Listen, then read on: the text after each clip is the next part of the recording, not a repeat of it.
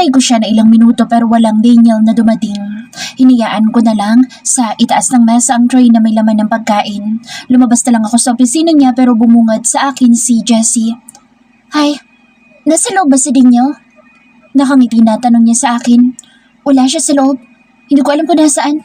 Sagot ko sa kanya. Sa tingin mo, pwede kaya akong pumasok sa loob? Nakangiti pa rin na tanong niya sa akin. Malumanay siyang magsalita kaya lalong bumagay sa kanya ang maganda niya mukha. Hindi ko alam kung pwede, pero sino ka ba? Girlfriend niya ako, kababalik ko lang kasi galing sa States. Girlfriend? Sinungaling ka rin talaga. Saan ko sa sarili ko? Okay ka lang ba, miss? Tanong niya sa akin. Okay lang ako. Sige, mauna ako sa'yo. Sagot ko sa kanya at naglakad na akong paalis. Nakailang hakbang pa lang ako nang nakasalubong ko si Daniel. Seryoso lang ang mukha niya. Umiwas kaagad ako ng tingin sa kanya at mas binilisan ko ang lakad ko dahil bala ko siyang iwasan. Pero nagulat ako dahil hinila niya ako bigla. Bitawan mo nga ako. Utos ko sa kanya pero para itong bingi. Bitawan mo nga ako. Pag-uulit ko sa kanya pero wala talaga dahil mas lalong humigpit ang hawak niya sa pulsuhan ko. Hanggang sa makarating kami sa harapan ni Jessie. Why are you here? Seryoso na tanong ni Daniel sa babae. Nasiting niyo.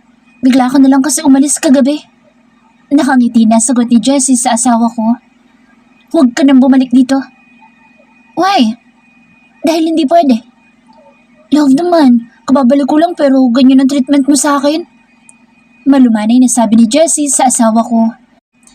Hindi ka pwedeng bumalik na parang wala lang. We're done already at hindi na may babalik ang dati. I'm married now. Biglang sabi ni Daniel na ikinagulat ko.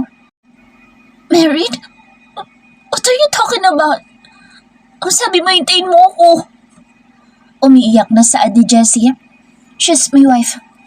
Bigla na lang niya akong pinakilala sa ex niya. So, totoo palang sinabi nila.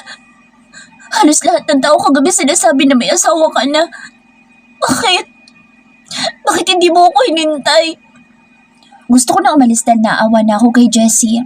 Punong-puno na luha ang maganda niyang mukha. Nagpakasal ka ba dahil alam mo na babalik na ako? Naniniwala ka ba sa sinabi nila na nag-cheat ako sa'yo? Kaya gusto mo akong saktan? Patuloy na sa ni Jessie. Hindi pa tayo break kaya paano nagpakasal ka lang bigla? Dagdag pa na sabi ni Jessie. Dahil mahal ko siya. At baka nakalimutan mo na nakipaghiwalay ka sa akin through phone. Sinabi mo sa akin hindi mo na ako mahal. Kalmado lang si Daniel habang si Jessie ay iyak ng iyak. Ginawa ko yun dahil utos sa akin ng mommy. Alam mo naman kung gaano kayo ng pamilya ko, Daniel. Mahal kita kaya ako bumalik. At mahal ko din ang asawa ko. Tapos na lahat sa atin kaya makakaalis ka na. Saad ni Daniel. Ako manghihilahin na ako ni Daniel papasok sa loob ng opisina niya pero nanatili ako sa kinatatayuan ko. Tumingin lang ako sa kanya at inalis ko ang kamay niya na nakahawak sa pulsuhan ko. Nagsimula ako maglakad at mabilis kong nilisan ang opisina niya. Dahil naguguluhan ako. Naawa ko kay Jessie. Nasaktan ako sa mga binitawan niyang salita. Hindi ko maiwasan na isipin na baka tama ang sinabi niya. Ang sinabi niya na pinakasalan lang ako ni Daniel dahil alam ni Daniel na babalik na siya. Bigla akong kinabahan. Paano kung ginamit lang ako ni Daniel? Paano kung mahal pa niya si Jessie? Anong gagawin ko? Paano na ako? Oh, bakit ganyan ang mukha mo? Tanong sa akin ni Joy nang makabalik na ulit ako sa kantin. Joy, sa tingin mo ba, mahal ako ni Daniel? Biglang tanong ko sa kanya. Oo naman, hindi mo ba nahahalata? Grabe ka naman, Beshi. Mabilis na sagot niya sa akin. Natatakot ako. Pag-amin ko sa kanya. Natatakot ka? Kunot noon na tanong sa akin ni Joy. Bumalik na dati na yung nobya. Sagot ko sa kanya pero nakatingin lang sa akin ang kaibigan ko. Huwag ka mag-overthinker dyan dahil hindi mo naman ka mag-anak sa Tinkerbell. Kagaya nga nasabi mo dating nobya na. Ikaw ang brand new at legal pa. Kaya wala kang dapat na ikatakot. Anya sa akin. Sa tingin mo? Oo naman. Malinaw pa itong mga mata ko. Pero seryoso ako, Beshi. Huwag ka masyado mag-isip dahil sigurado ako na mas maganda ka doon. Dagdag pa niyang sabi sa akin. Yun nga din ang isa sa mga problema ko. Mabilis na saad ko sa kanya. Bakit naman? Dahil mas maganda siya sa akin. Sobrang ganda niya. Sobrang hinihinat para siyang anghel na bumaba mula sa langit. Bakit patay na ba siya? Hindi ibig sabihin na galing langit ay patay na agad, Beshi. Seryoso ako. Sobrang ganda talaga niya. Para lang akong kuko sa paan niya. Nakanguso pa na sabi ko sa kaibigan ko. Hindi yan, dahil kahit na anong mangyari, itataas natin ang bandera ng Italian spaghetti sauce mo. Nang dahil sa sinabi niya, ilalaw ko na panguso. Ano namang laban ko sa carbonara, Beshi? Diyos biyo ko yung mga bata kayo. Nagulat pa kami ni Joy kay Ate Sally. Sorry po ate. Alam mo Karen, wala sa itsura ang pagmamahal. Kung nagagandahan ka doon sa babae, isipin mo na mas nagagandahan sa iyong asawa mo. Huwag kang panghinaan ng loob. Hindi ka pakakasalan ni Prof kung hindi ka mahal. Nalaki ang mga mata namin ni Joy sa narinig namin. Nagtataka kaming pareho kung paano kaya niya nalaman na asawa ko si Daniel. Paano niyo pong Sa inyo din. Ang lalakas ng boses niyo. Sagot niya sa akin. Sabay kaming napatakip ni Joy ng bibig namin. Talaga bang malakas ang boses namin? Oo, malakas. O buti na lahat walang customer.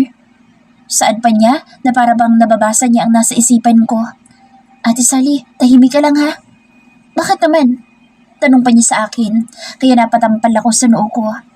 Kasi nahihiya ako. Ayoko na mapahiya siya dito, kaya manahimik ka lang. Ayoko nga. Dapat proud ka dahil ang gwapo ng asawa mo. Hindi ko mawari kung nagbibiro lang ba siya dahil seryosong oras niya. Tatahimik ka ba ate? O ako magpapatahimik sa'yo? Pabiro, nasaad ko sa kanya. Ay, lokong bata ito. Baka gusto mong ipagsigawan ko na asawa mo siya. Nakangisi na sabi niya sa akin. Ate naman. Parang bata, nasaad ko sa kanya. Ikaw talaga, nagbibiro lang ako. Palagi mong tatandaan na ang kagandahan ay lagi nasa nilalaman nito. Anya sabay turo sa puso niya. Kung sa tingin mo, mas maganda siya sa'yo, ganun din ang iniisip niya. Pass na at huwag mong pagdudahan si Daniel. Mas masarap pa din ang spaghetti kaysa sa carbonara. At baka ikaw ang hindi sigurado sa nararamdaman mo para sa kanya. Biglang tanong niya sa akin. Napaisip naman ako sa naging tanong ni ate sa akin. Baka tama siya? Baka ako talaga ang problema at hindi si Daniel. Kahit hindi pa tapos ang trabaho ko ay nagpaalam na ako sa kanila. Kagad ako pumunta sa opisina ng asawa ko pero nakalock na ito. Mabilis akong pumunta sa parking lot pero wala na rin ang kotse niya. Siguro ay nasa kondo na siya. Saad ko sa sarili ko. Mabilis akong umuwi sa kondo namin pero wala siya. Kaya wala akong choice kundi tawagan ko siya. Nakakainis naman dahil hindi ko siya makontak. Nasaan ka ba, Bubo? Ilang oras na lumipas pero wala pa din siya. Umupo ako sa bungad ng pintuan dahil gusto ko nang malaman ko kaagad kung nakauwi na siya. Holy shit! Napadilat akong bigla dahil nagulat ako sa kanya. Mommy? Hindi ko natuloy ang sasabihin ko dahil nakita ko si Mommy na nakangiti sa akin. Hay anak, anong ginagawa mo dito sa pintuan? Bakit hindi ka sa loob matulog? Tanong pa niya sa akin. Kasi po naglilinis ako dito kanina. Palusot ko kay Mommy. Dapat anak, kumuha na kayo ng katulong. Saan niya bigla kay Daniel na seryoso lang ang mukha habang nakatingin sa akin. Mabilis naman akong umiwas ng tingin. Naku, huwag na po. Kayang-kaya ko pong maglinis dito. Nakangiti na sagot ko kay Mommy. Pero anak, napapagod ka. Okay lang. Hayaan niyo po siya mo. Hindi naman mabigat ang gawain bahay. Anong hindi mabigat? Pasaway ka na bata ka. Pinandilatan ni Mommy ng mga mata niya si Daniel. Whatever mo. Suplado na saad ng asawa ko bago siya pumasok sa silid namin. Nag-away ba kayo? Malumanay na tanong sa akin ni Mommy. Opo, at ako pong may mali. Sorry po, Mommy. Nahihiya na sagot ko sa kanya. Okay lang anak, ganoon talaga ang mag-asawa. Nagkakaroon ng tampuhan at hindi pagkakaunawaan. Pero ang mahalaga ay dapat may matutunan kayong dalawa. Suplado yung anak ko, pero konting lambing lang, bibigay na yan. Hindi ko po siya lalambingin, Mommy. Dahil kagabi may humalik sa kanya. Sabi ko sa kanya, wala na kaming ana-ana kapag may humalik sa kanya. Sagot ko kay Mommy pero bigla ding uminit ang buo kong mukha nang ma-realize ko ang mga salita na lumabas sa bibig ko. Kaya gustong gusto kita para kay Daniel kasi nakikita ko ang sarili ko sa'yo. Natatawa na saad sa akin ni Mommy. Mana po ko sa inyo. Sinakyan ko din ang trip ni Mommy. Hindi naman nagtagal si Mommy sa bahay at umalis na ito kaagad. Ako naman ay nakaupo lang sa sahig habang si Daniel nakaupo sa sofa. Nanonood kami ng movie at pareho lang kaming tahimik. Hanggang sa biglang naghalikan ng mga bida. Napalunok naman ako dahil pakiramdam ko yung init ng paligid. Tatayo pa lang sana ako pero nauna nang tumayo si Daniel at pumasok sa kusina. Tumayo naman ako at kinuha ko ang wallet ko sa taas ng center table. Bumaba ako dahil gusto ko ng malamig. Parang natatakam ako sa ice cream. Pagdating ko sa convenience store ay kaagad akong pumili ng ice cream na gusto ko. Bumili ako ng strawberry flavor. Nang nakapagbayad na ako, umupo ako sa may bench sa labas ng store. Sinimulan kong kainin ng ice cream ko. Napatigil ako dahil nabigla ako nang may tumabi sa akin at sobrang nakadikit pa sa akin. Nang lingunin ko ay si Daniel lang pala ito. Bumili din pala siya ng ice cream at dinidilaan niya ito. Napanguso na lang ako sa ginawa niya pero inirapan lang ako ng supladong lalaki at patuloy na ako makain ng ice cream. Naiinip na ako dahil wala yata siyang balak na kausapin ako. So sobrang inis ko'y kinuha ko ang ice cream niya at kinain ko iyon kaya napatingin siya sa akin pero hindi pa rin ito nagsalita at nakatingin lang siya sa akin. Wala ka bang balak na kausapin ako? Nakakainis ka na. Wala. Mabilis na sagot niya sa akin. Okay, akala ko nga dyan. Nainis na saad ko sa kanya. Bahala ka din, babaeng topakin. Ikaw din naman, topakin ka din. Ay, sus mga batang ito. Kunwari pang nagbabangayan pero sa kama din naman ang hantong yan mamaya. Biglang sabi ng isang lalaki na may edad na. Nagkatinginan kami ni Daniel dahil pareho naming hindi inaasahan na sasabihin yun ni Kuya. Walang ana-ana ng isang buwan, Kuya, kaya malabo yung sinasabi mo. Sabi ko doon sa lalaki at tumakbo akong pabalik sa building. Hindi na ako lumingon pa. Bahala na siya sa buhay niya. Basta buo na ang desisyon ko. Hindi ako magiging marupok ng 1 month. Sana talaga mapanindigan ko ito. Ang hirap pa naman tanggihan ng hotness niya. Lalo na ngayon na suplado na naman siya. Basta tuloy siya naging gwapo at hot sa paningin ko. Papasok na sana ako sa elevator pero napatigil ako dahil biglang lumabas si Jessie mula sa loob ng elevator. Can we talk? Tanong niya sa akin. Sige. Pagsang-ayon ko sa kanya. Lumingon muna ako sa likuran ko dahil baka nakasunod sa akin si Daniel pero wala naman siya kaya sumunod ako kay Jessie. May coffee shop dito kaya doon siya pumasok. Tahimik lang ako at nakatingin ako sa kanya. Wala talaga yata siyang ikapapangit dahil talagang maganda ang lahat sa kanya. Umupo siya kaya umupo na din ako sa upuan na nasa harapan niya. Pumili ka ng gusto mo. Ako magbabayad. Malumanay na utos niya sa akin. Huwag na. Okay lang ako. Saad ko sa kanya. Wala akong balak na magpalibre sa kanya. Higit sa lahat ang maging kaibigan siya. Nakatingin siya sa akin. Siguro iniisip niya kung bakit ako nagustuhan ni Daniel. At alam ko na marami siyang iniisip tungkol sa akin. Hiwalayan mo si Daniel. Biglang sabi niya sa akin. Ha? Kahit narinig ko gusto ko lang na ulitin niya ang sinabi niya. I said, iwan mo si Daniel. Handa kitang bayaran kahit na magkano. At kahit gaano pa kalakang gusto mo. Makipaghiwalay ka lang sa kanya. Malumanay man ang paraan ng pagkakasabi niya ay ramdam ko ang pagiging demanding niya.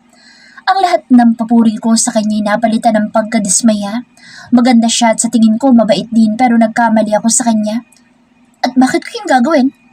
Tanong ko sa kanya. Dahil ako ang tunay niyang mahal. Diba? She hired you to be his wife? Kaya sa tingin mo ba mahal ka talaga niya? Tinutulungan lang kita dahil ayoko na pulutin ka niya sa kangkungan kung sakaling itatapon ka niya. Saad pa niya sa akin? Mahal niya ako. Confident na sabi ko sa kanya. Yun lang ang akala mo. Ako ang mahal niya at hindi ikaw. Ginagamit ka lang niya para saktan ako. Para makaganti siya sa akin. Ramdam ko na ako pa din ang mahal niya dahil he kissed me back last night. At hindi mo yun alam. Gumanti siya sa halik ko. Nasaktan ako sa narinig ko mula sa kanya pero hindi ako pwedeng maniwala na lang dahil sa sinabi niya. Kilala ko na kahit papaano si Daniel. Alam ko at ramdam ko na mahal niya ako. Hindi niya ako sasaktan dahil nangako siya sa akin. At nagpaliwanag siya sa akin na nabigla lang siya sa pagalik sa kanya ni Jessie. Bata ka pa at marami ka pang pwedeng gawin. Hindi mo pa alam ang totoong ibig sabihin ng pagmamahal. Dagdag pa niya. Ay, talagang pala desisyon siya.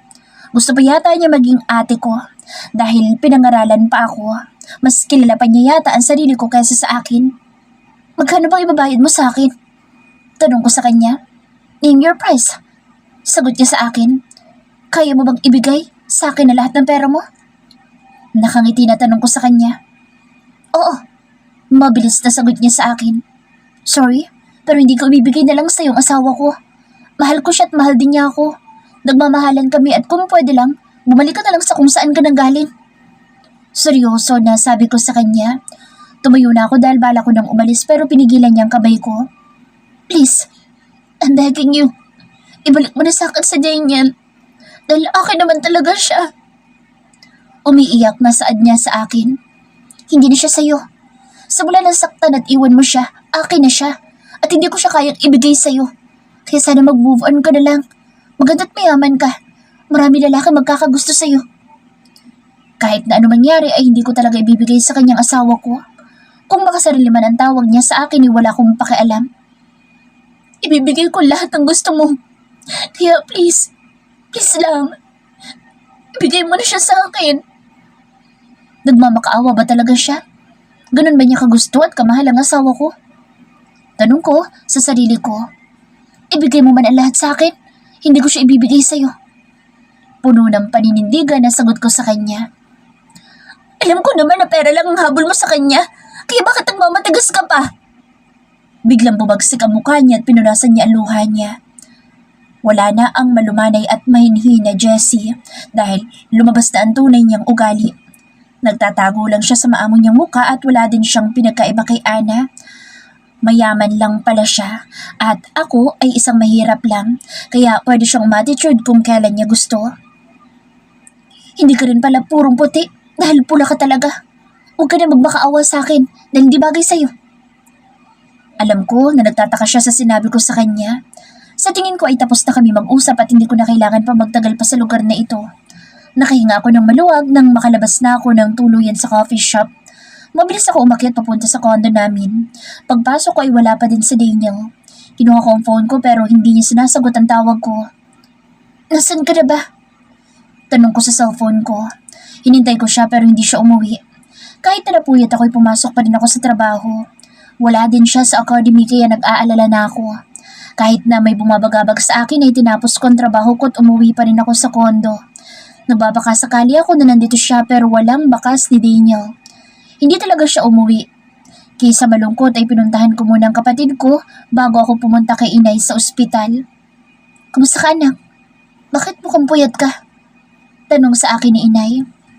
Hindi po kasi umuwi si Daniel. Parang naiiyak na sagot ko kay inay. Si Daniel ba? Nandito siya kagabi. Siya nagbantay sa akin. Pero kaninang umaga ay nagmamadali siyang umalis. Sagot sa akin ni inay. Ganun po ba? Nag-away ba kayong dalawa na mag-asawa? Ano niyo po alam na asawa ko siya? Nautal na tanong ko kay inay. Hindi ko inaasahan na sasabihin niyang asawa ko si Daniel dahil ang tanging alam niya ay kasintahan ko ito. Sinabi ni Daniel sa akin, inahayaan ka lang niya. Mas gusto niya na sabihin mo sa akin kapag handa ka na. Mabait ang asawa mo. Siguro mukha siyang suplado sa iba pero bilib ako sa kanya. Alam mo ba kung bakit? Dahil sa kabila ng estado natin anak sa buhay, ikaw ang pinili niya. Kaya sana anak, mahalin at pagsilbihan mong asawa mo. Mahal na mahal ka niya at nakikita ko iyon. Marami siyang ginawa para sa atin kaya hindi ko magawang magalit sa kanya noong sinabi niya na asawa ka na niya. Alam ko na masyado ka pang bata pero nakikita ko na kaya kanyang alagaan at alam ko na mapapabuti ka sa kanya. Naiiyak ako sa mga sinabi ni inay. Hindi ko kasi inaasahan na gagawin iyon ni Daniel. Mahal ko din po siya. Mahal na mahal po. Naiiyak na saad ko kay inay. Alam ko anak, kaya kung ano man ang mga hindi niyo napapagkasunduan, ay subukan mo intindihin ang asawa mo. O kung nag-aaway man kayo, huwag mong hayaan na tumagal. Minsan hindi lang dapat ang mga lalaki ang susuyo sa mga babae. Dapat ay matuto din na mag-adjust sa mga babae. Pangaral sa akin ni inay. Nagselos po ako. Pag-amin ko kay inay. Normal lang na magselos ka dahil sobrang gwapo ng asawa mo. Kahit sino babae, mabibighani sa kanya. Kahit ikaw, inay? Diyos ko kung bata ka. Maghunos dili ka nga. Matanda na ako para sa ganyan. At anak ang turing ko sa kanya. Aloko ka talaga. Natatawa na sabi sa akin ni inay. Kasi naman inay, sabi mo, kahit sino. Nakanguso na sabi ko kay inay. Ang ibig ko sabihin sa mga kaedaran mo. Hala, siya, umuwi ka na at suyuin mo asawa mo. Utos niya sa akin. Paano ko susuyuin kung wala naman doon sa kondo? Parang bata na sagot ko kay inay. Eh di suyuin mo kapag umuwi na. Paano kung hindi na siya umuwi? Tanong ko kay inay. Paanong hindi? Kondo naman niya iyon. Tama po kayo inay. Sige po, uwi na ako. Parang mas kampi pa po kayo sa kanya kaysa sa sarili niyong anak. Natatawa na sabi ko sa kanya. Kilala kita kaya alam ko na ugali mo. Sagot ni inay. You hurt my feelings for you, inay. Pabiro na sabi ko sa kanya. Kau talaga? Sige na, umuwi ka na. Mukhang stressing ang inay ko sa akin pero trip ko siyang kulitin bago ko lumayas. Pinagtatabuyan mo talaga ako. Babay na po motherhood. Nakangiti na paalam ko kay inay. Inasar ko pa si inay bago ko tuluyang umalis. Habang nasa biyahe ako hindi ko maiwasan na hindi mag-alala sa asawa ko. Nasa kondo na kaya siya? Kung kaninang umaga pa siya umalis ay nasaan siya nagpunta? Nagmamadali pa ako na umuwi dahil hindi ko dala ang phone ko. Pagpasok ay nagulat ako dahil bumungad sa akin sa Daniel na magulo ang buhok niya. Mukha din siyang sabog at para kasi siyang nakipaglaban. Sino kayang kaaway niya? Napatanong patuloy ako sa sarili ko. O ba? Tawag niya sa akin sabay yakap sa akin ng mahigpit. Naiyak akong bigla kaya niyakap ko din siya ng mahigpit. Bakit parang namiss niya ako? Akala ko iniwan mo na ako. Sorry. Bulong niya sa tenga ko. Ngayon ko napatunayan na mahal talaga ako ng asawa ko at masasabi ko na tama ang ginawa kong pagpili sa kanya. Ipaglalaban ko siya kahit ilang impakta pa ang balak na agawin siya sa akin. Akin ka lang. Akin lang ang bubo ko. Only mine. Kaya hindi na pwedeng imay ng iba. Mas bet ko ang hot at yummy ko na bubo kasi sa pera ng ipakta. Bakit parang babawiin ko na biglaan sinabi ko na walang ana-ana na isang buwan? Holy. Karen, don't be marupok. Para na ako baliw dahil kausap ko ang sarili ko. Daniel's POV. Ang makasama ang asawa ko araw-araw ay isa sa mga masayang araw ng buhay ko. I'm happy and contented with my life now, kaya hanggat maaari hindi ko na nais na magkaroon kami ng hindi pagkakaintindihan. Masaya ako ipakilala siya sa mga kaibigan at schoolmates ko. Alam ko na nag-aalala siya pero ako naman ay proud na proud sa kanya. Ganoon ko siya kamahal at hindi ko siya ikakahiya. Si Karen ang lahat sa akin. Simula nang dumating siya sa buhay ko ay doon ko nalaman ang totoong ibig sabihin ng totoong pagmamahal. Pero nagulat ako dahil bigla na lang dumating si Jessie at hinalikan ako sa labi. Kaya kaagad na hinanap ng mga mata ko ang asawa ko. Nakita ko na nakatingin siya sa akin at kaagad siyang naglakad palabas. Mabilis akong sumunod sa kanya. Alam ko na ayaw niyang may ibang humalik sa akin dahil yun ang bukang bibig niya noong papunta pa lang kami sa party. At kahit ako hindi ko din naman gusto na may humalik sa akin. Nagulat ako dahil nakilala niya si Jessie. Naikuyom ko ang palad ko sa inis dahil may mga tao pala na pinag-uusapan siya. Gusto kong bumalik sa loob para kumprontahin ang mga ito pero mas pinili ko na sumunod sa asawa ko. Hindi siya umiimik at alam ko galit siya sa akin. Nasaktan ako dahil ang babaw ng tingin niya sa pagmamahal ko sa kanya. Hindi ako takot na wala kaming sexy time. Mas takot ako na mawala siya sa akin.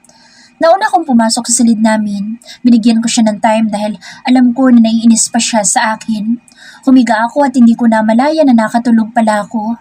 Nagising ako na wala siya sa tabi ko. Ibig sabihin ay hindi talaga siya tumabi sa akin dahil hindi man lang nagusot ang pwesto niya.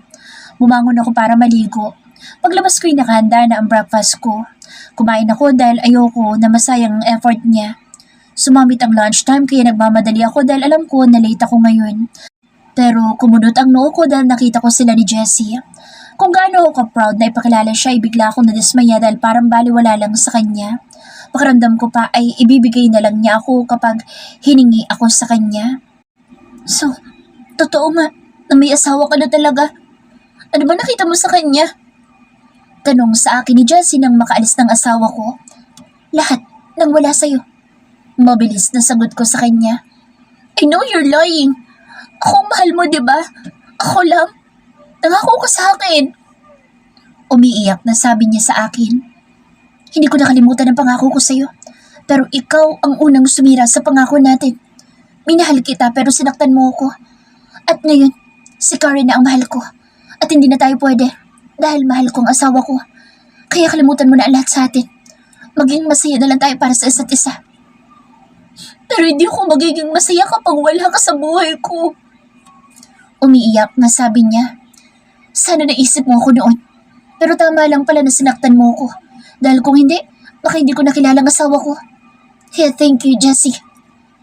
Hindi siya sumagot at patuloy lang siyang umiiyak. Mahal man niya ako o hindi, ay hindi na iyon problema. Tigilan niyo ng pag-iisip na pera lang ang habol niya sa akin dahil hindi yun totoo. Daniel, ako na lang please. Handa ako maging pangalawa sa buhay mo. Tatanggapin ko kung sakaling hindi mo siya hiwalayan. Ganyan ka ba kadesperada? Yes. Ang desperate dahil mahal na mahal kita. Kaya hayaan mo ako. Hayaan mo ako na pumasok ulit sa buhay mo. Kahit bilang babae mo na lang itatanggapin ko. Hindi ka ang Justin na minahal ko at nakilala ko noon. Malaki ng pinagbago mo. Ipinaglaban kita pero iniwan mo ako sa ere. Kaya sana, hayaan mo na ako ngayon. Masaya ako. Sobrang saya ko sa buhay ko kasamang asawa ko. Siya ang dahilan ko para magpatuloy. Siya ang dahilan kaya nakakangiti na ako. Siya ang bumubuo sa buhay ko na sinira mo. Hindi ka magiging masaya sa kanya. Magiging masaya ako. Kung may binabala ka sa kanya, huwag mo nang ituloy. Dahil kaya kong manakit ng babae. At kung iniisip mo na mababaw lang nararamdaman ko para sa asawa ko, nagkakamali ka. Kung wala ka na sasabihin, makakaalis ka na. Daniel. Tawag niya sa akin. Leave. At wag na wag ka nang babalik pa. Umiiyak siya pero binaliwala ko ito. Dahil kung sakaling magpakita pa ako ng concerning iisipin niya na may nararamdaman pa ako sa kanya. I'm loyal to my wife. Ang kabanata ng buhay ko na kasama si Jessie ay tapos na. Malungkot kong kinain ang pagkain na dinala ng asawa ko dito. Habang tinatapos ko ang trabaho ko ay biglang tumawag sa akin si Mommy na sunduin ko siya sa grocery. Bakit parang matamlay ang panganay ko? Biglang tanong sa akin ni Mommy. Bumalik na si Jessie mo? Bakit? Mahal mo pa bang ex mo? Huwag mo na masaktan si Karen. Tanong sa akin ni Mommy. Hindi ko na siya mahal mo. Mahal na mahal ko ang asawa ko. Sagot ko kay Mommy. Dapat lang, dahil alam ko na magiging masaya ka sa kanya. Huwag mong iwan sa ere ang asawa mo. And I want to give a piece of advice to you, anak. Maging totoo ka lang sa asawa mo. Pag-usapan niyo ang lahat. Kung sakaling may inililihim ka sa kanya, ay mas mabuti na sabihin mo agad at huwag mo nang patagalin pa. Mag-iingat ka, anak, dahil hindi mo alam ang kayang gawin ng isang babaeng desperada. Katulad ba sa nangyari sa inyo ni Daddy, Mom? Oo, anak. Kaya gusto ko na maging matalino ka at maging alisto ka. Ayoko na matulad kayo sa amin ng daddy mo. Dahil iniisip ko pa lang na masasaktan si Karen ay nasasaktan na din ako. Mabuting babae ang asawa mo, anak. Hindi kanya sasaktan. Kaya magbati na kayo. Normal lang na magselos siya. Pero sana ay hindi na tumagal ang alitan niyo. Saad pa sa akin ni Mommy. Thank you, Mom. Sumama sa akin si Mommy pero laking gulat ko dahil nasa pintuan ng asawa ko at tulog siya. Nagkunwari ako masungit dahil nahihiya ako sa Mommy ko. Nang makaalis si Mommy ay lumabas ang asawa ko. Sinundan ko siya at nakita ko na bumili siya ng ice cream kaya bumili din ako. Tumabi ako sa kanya. Gusto ko siyang inisin dahil namimiss ko na ang pagiging masungit niya. Napatulala na lang ako sa kanya dahil bigla na lang niyang inagaw ang ice cream ko. Pero lihim naman ako napangiti dahil kahit na naiinis siya sa akin ay alam ko na bati na kami. Pero bigla kaming pinuna ng isang lalaki kaya sumimangot ako sa sinabi niya na wala kaming sexy time ng isang buwan. Ikaw talaga, kuya. Lambingin mo lang. Sigurado ako nabibigay din yun. Naalala ko tuloy ang asawa ko. Taupakin din kasi. Sige na, habulin mo na siya. Baka magalit pa kapag hindi ka sumunod sa kanya. Sabi sa akin ni kuya. Mabilis ako sumunod sa asawa ko pero nadismaya ako dahil wala siya sa condo namin. Lumabas ako para hanapin siya pero nakita ko siya sa coffee shop. Kausap niya si Jessie at nang lalapitan ko sila ay bigla ako nakatanggap ng isang voice record sa isang unknown sender. Magkano bang ibabayad mo? Rinig ko, natanong ng asawa ko kay Jessie. Nasaktan ako at hindi ko alam ang gagawin ko. Hanggang sa hindi ko namalaya na napadpad pala ako sa ospital. Ako ay nagbantay kay inay at hindi ko pinahalata sa kanya na nasasaktan ako. Hindi ko alam kung maniniwala ako sa narinig ko pero base sa mga kwento ni inay, ay alam ko na hindi gagawin ng asawa ko iyon. Nagising ako sa lakas ng ringtone ng phone ko. Tumatawag pala si Danny sa akin. Mabilis ako nagpaalam kay inay dahil kailangan kong puntahan ang kakambal ko. Na-aksidente ito at kailangan ko siyang puntahan. Hindi na ako pumasok sa trabaho at sinamahan ko si mommy na alagaan ang kambal ko. Anak, umuwi ka na. Baka hinahanap ka na ng asawa mo. Saad sa akin ni mommy. Shit, napamura ako sa isipan ko dahil nakalimutan ko na may asawa ko naghihintay sa akin. Halos paliparan ko na ang sasakyan ko, makauwi na lang. Bagsak ang mga balikat ko dahil wala siya sa kondo. Pagdating ko, lalabas na sana ako dahil hanapin ko siya pero dumating na siya. Akala ko iniwan mo na ako. Sorry. Bulong ko sa kanya. Bakit naman kita iiwan? Ako nga ang hindi mo inuwian eh. Akala ko nga iiwan mo na ako dahil bumalik ng... Hindi ko na siya hinayaan na magsalita pa dahil sinakop ko na ang bibig niya at siniil ko siya ng isang mapusok na halik. Ayoko nang ituloy niya ang sasabihin niya dahil hindi ko siya bibitawan. Hadlangan man kami ng maraming tao ay ipaglalaban ko siya. Hingal na hingal kami pareho nang maghiwalay ang mga labi namin.